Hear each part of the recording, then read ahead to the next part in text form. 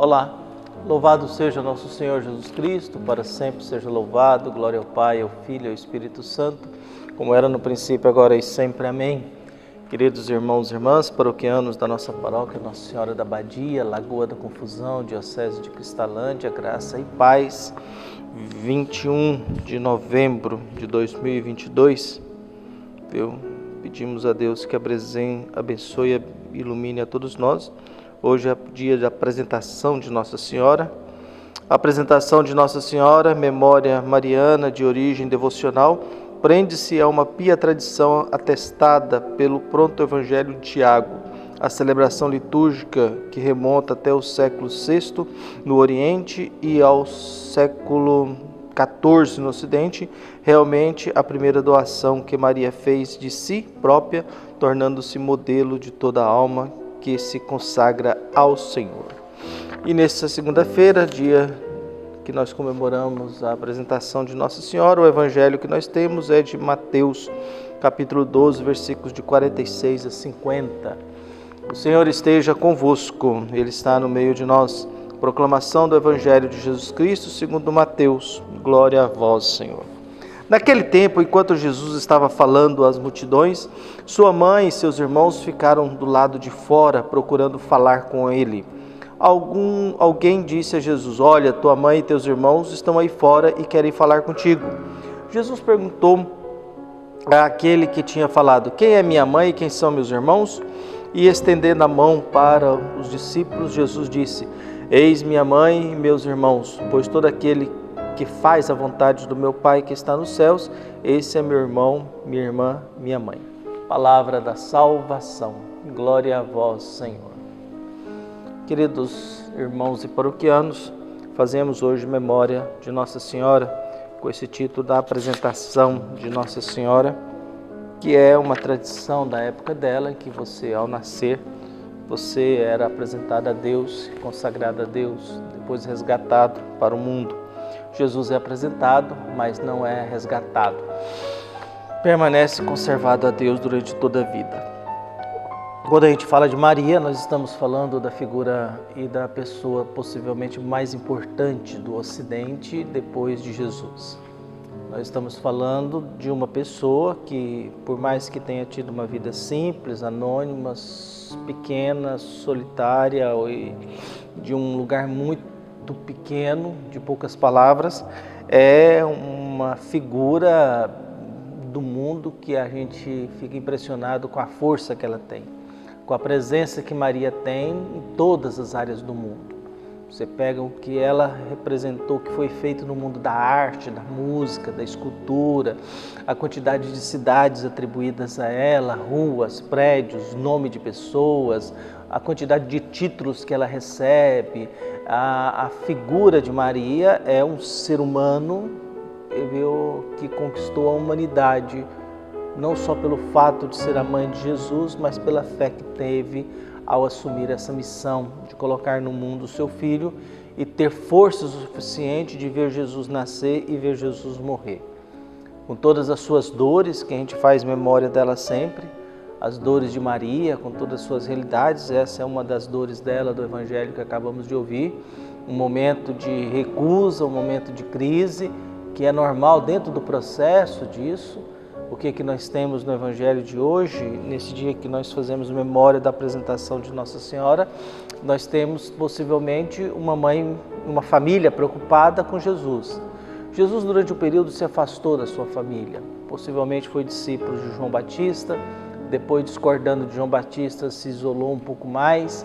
Depois, quando João Batista sai de cena, é preso, Jesus aparece anunciando o reino de Deus e começa a sua vida pública depois que João Batista sai de cena e é preso. Depois João Batista é morto e Jesus assume a missão, porque havia uma crise, uma dúvida.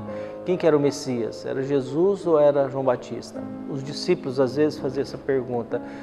Quem que é? Nós devemos seguir João Batista ou você?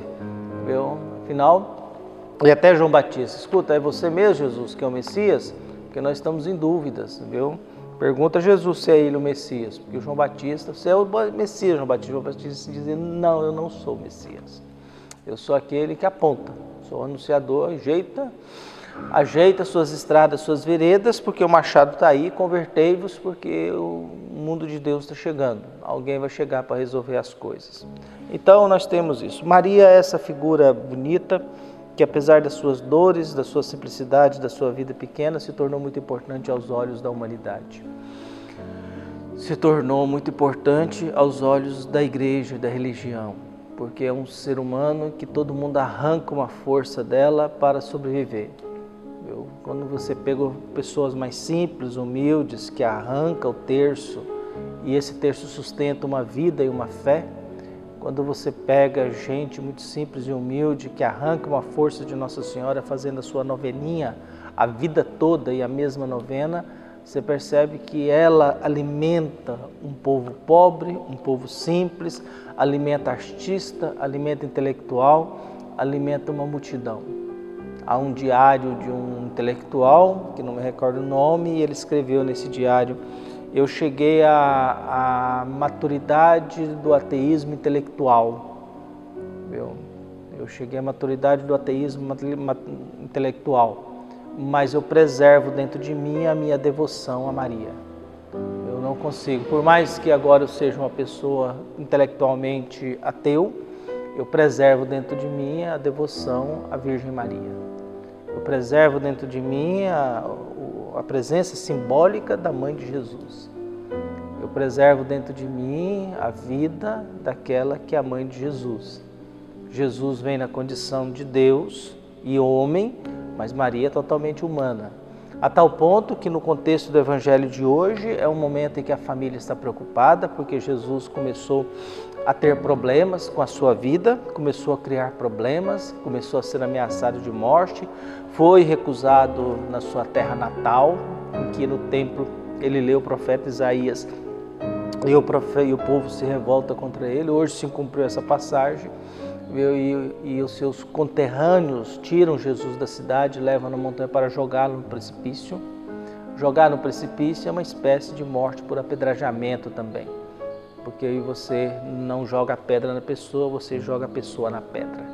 Então é uma espécie de morte por apedrejamento também, jogar alguém no precipício, que é uma dos pensamentos que falam a respeito de Judas que se enforcou. Será que Judas se enforcou numa árvore, mas também não caiu dessa árvore e também foi apedrejado por ter causado blasfêmia? Viu?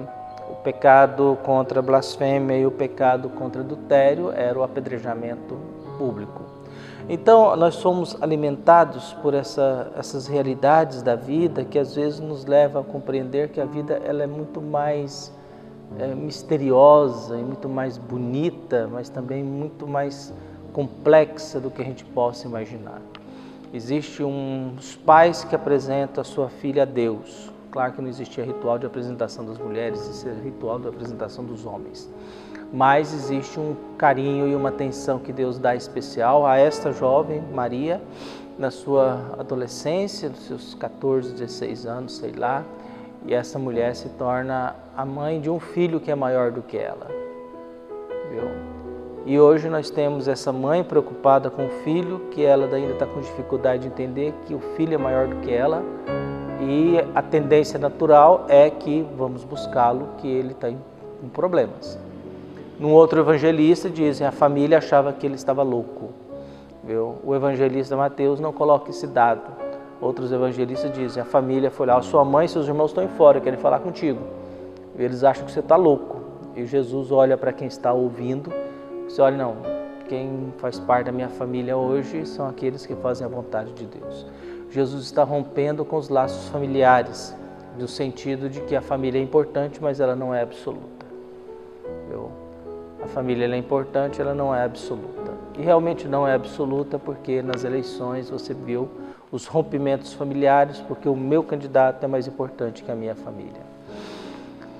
E o meu candidato ele é mais importante que os membros da minha família. Então, quando a gente fala que família é importante até certo ponto para discurso religioso de igreja. Na realidade, muita coisa é mais importante do que a família e é por isso que a gente tem tanto problema familiar e a gente tem tantas dificuldades dentro da família. A gente tem tanta dificuldade na convivência porque a família ela é importante no discurso, Na prática, na verdade, outras coisas são importantes. Às vezes o boteco da esquina é mais importante, o meu candidato é mais importante, o meu trabalho é mais importante, o meu carro é mais importante e tantas outras coisas é mais importante do que os laços de convivência familiar, porque se fosse tão importante a gente não ficava brigando, a gente lutava para resolver os problemas da melhor forma possível.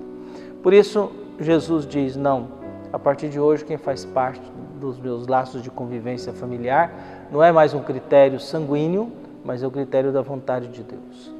Porque você pode achar que a sua família é muito importante, mas a sua família te colocar no mundo do crime, te colocar no mundo da desonestidade, da injustiça.